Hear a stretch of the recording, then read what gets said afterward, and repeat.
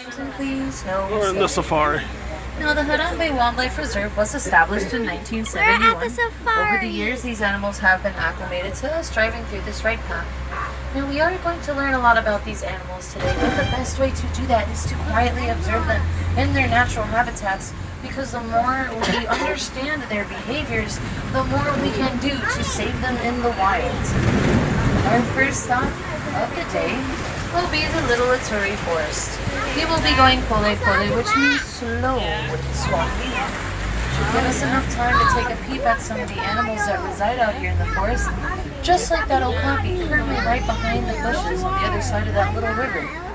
They have white stripes on their backsides and on their legs. Now, they were discovered in 1901 by Western explorers, and we are still learning about them because they are shy and reclusive.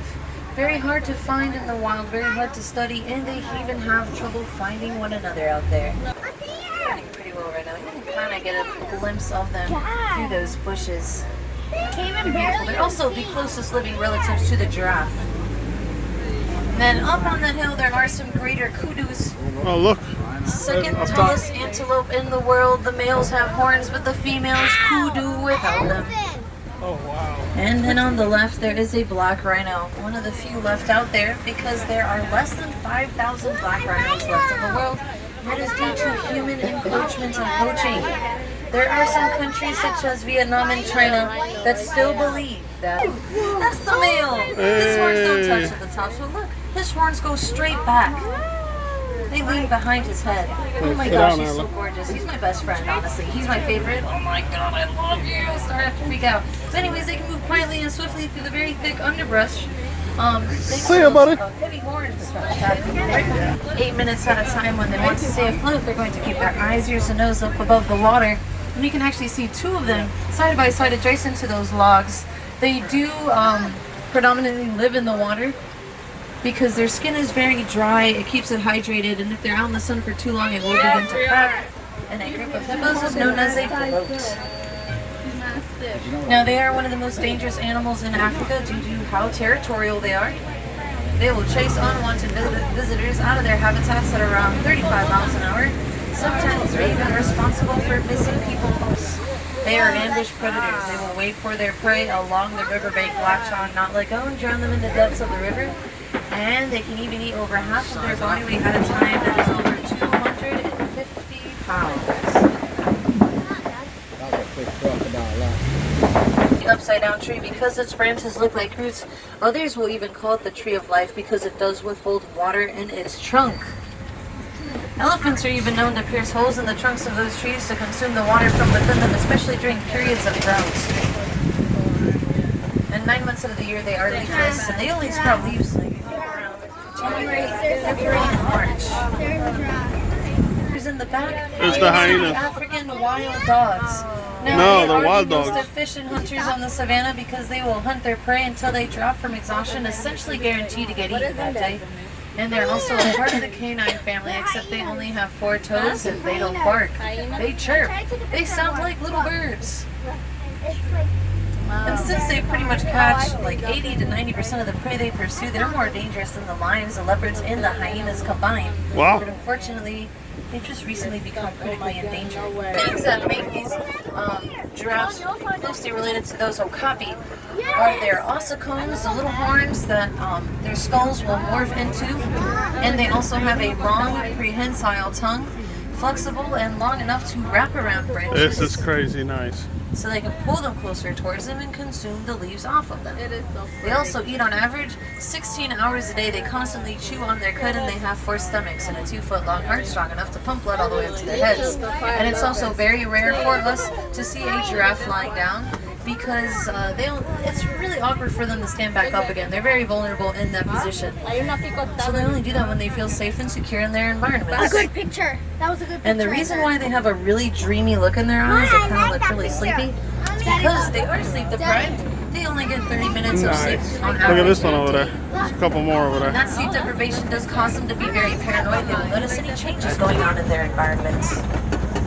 And there are also 6 to 8 different subspecies of giraffe in the world. These guys are the Maasai giraffe. They have jagged edges around their brown spots. Oh my gosh, you can see the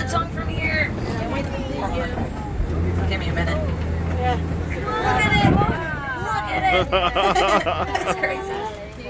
You can even see those jagged edges on their spots too. You see those ossicones a lot more clear. They're insane. Yeah. Giraffes are cool. Male, the one that is with the brilliant yellow mane, it portrays their dominance. As he gets older, that mane is going to turn white just like Rafiki.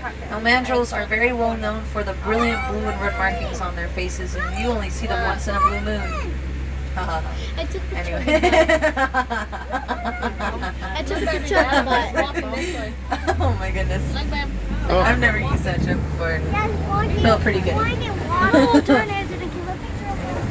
Okay, guys. Man, I forgot about this.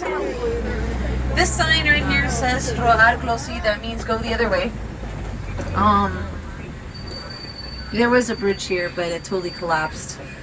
I don't know how though, but I do know about a detour. I've never taken it before. It might be a little dangerous though, so please put on your seatbelts, buckle them for lunch, alright? Thank you very much. Yes, very good. Alright, I don't see any other way to go. I guess we'll do this bridge, it's fine. Are you sure? We're good. We all have seatbelts on.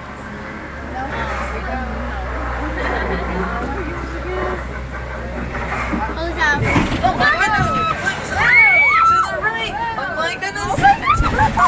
Oh my gosh, I'm so glad I wore brown pants today. Oh my gosh, did everyone else contain themselves?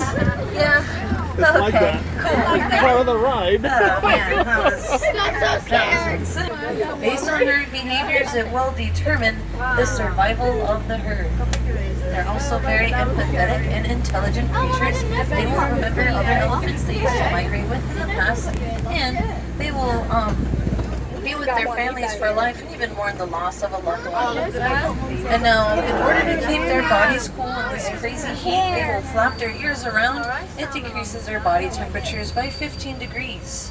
And just like us humans, they get sunburns. So they throw dirt up on their backs to serve as a sunblock and sometimes even a bunker pellet. They also can weigh over 12 to 17,000 pounds. Pretty insane. Oh, and if you look, so remember the baobab tree that we saw earlier? Well, there's another one right in the middle of that field to the left there than humans. One of their huge advantages and one of the reasons why they hunt mainly at night, they use those on.